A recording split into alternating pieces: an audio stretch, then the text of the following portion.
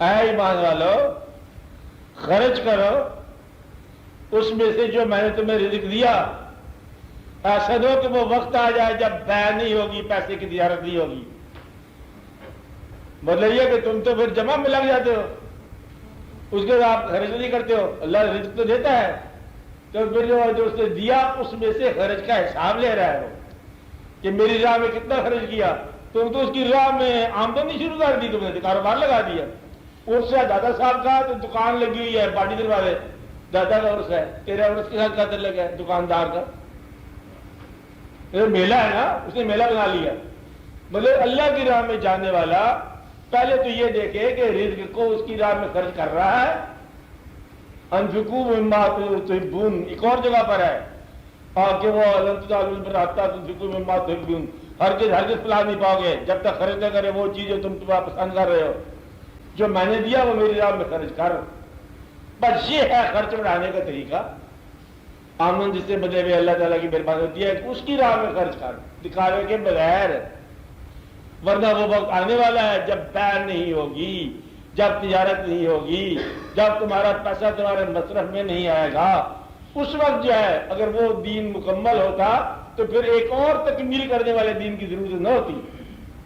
عیسیٰ علیہ السلام کا دین اگر اپنی جگہ پہ مکمل ہوتے ہیں، ہر چند کے اپنے دور میں مکمل تھا، لیکن اس کے بعد مکمل کرنے کا الجوم اکملت لکم دینکم، جس ذات پر یہ ارشاد باری تعالیٰ ہوا کہ آج ہم نے تمہارے دین کو مکمل کیا، اس ذات کی موجودگی میں کسی پرانے فارمولے کو استعمال کرنے کی خواہش حافظ صاحب کی گستاخیوں میں شامل ہونے کا امکان ہے۔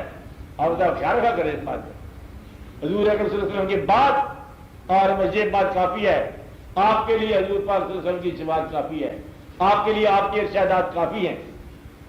ہر چند کے اس سے پہلے امتوں نے بڑے فارمولے ایجاد کیے۔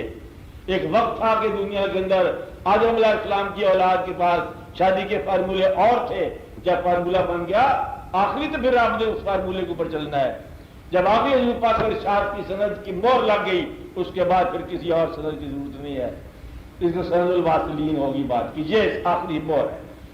کیا 5 اس کے بعد پہلے 10 ہوتی تھی اور 15 نمازیں ہوتی تھی، 30 بھی ہو سکتی ہیں۔ چرچ میں ایک دن جانا ہے اس کے اندر لکھا ہوا، تو کیا چرچ میں جانا ہے یہ دن لکھا ہوا؟ یہاں تو روز 5 وقت کی نماز کا کام ہے۔ اس لیے ہمارے پاس تسلیم کے لیے، اطاعت کے لیے اللہ تعالیٰ کے محبوب صلی اللہ علیہ وسلم کے ارشاد کے علاوہ اور کوئی ارشاد نہیں ہے۔ آپ بات کر رہے ہیں کہ جو آپ نے فرمایا کہ میری امت کے لیے یہ حکم ہے، آپ کرتے جاؤ، کماؤ بھی خرچ بھی کرو، جو حکم ملا، اور وہ بھی اپنی جگہ پر صحیح تھا، لیکن آپ کے لیے تقلید کی ذمہ داری نہیں ہے۔ آپ نے کس کو ماننا ہے؟ آپ اپنے دین پر چلنا ہے۔ آپ سے بات سمجھا رہی ہے کس پر چلنا ہے؟ ورنہ آدم علیہ السلام کی بات کو آپ اب تقلید شروع کر دو کہ ایک پیغمبر نے فرمایا ہوا، ایک اور پیغمبر نے فرمایا، یوسف علیہ السلام کے ساتھ ایک واقعہ ہو گیا، ایک اور کے ساتھ واقعہ ہو گیا۔ تقلید کے لیے نہیں ہے، تقلید کہاں پر ہے؟